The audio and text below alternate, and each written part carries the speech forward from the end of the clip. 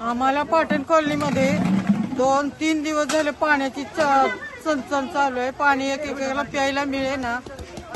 मग आम्ही इकडून गाडी आली तर ती आम्हाला कुणाला मिळालं कुणाला नाही असं होतंय। म्हणजे 4 माणसाला मिळालं तर 2 माणसाला मिळतच नाही। मग ते 2 माणसांनी कुठं जायचं पाणी प्यायला? अशी परिस्थिती निर्माण झाल्यामुळे आम्ही अतुल बाबांना नमस्कार केला की आम्हाला पाणी पोचवा। त्यांनी आम्हाला पाणी पोचवल्याबद्दल धन्यवाद। मोमीन मोहल्ल्यामध्ये आमच्या इथं अतुल बाबांनी पाण्याची गाडी पाठवून त्यांनी आमच्या पाण्याची व्यवस्था केली।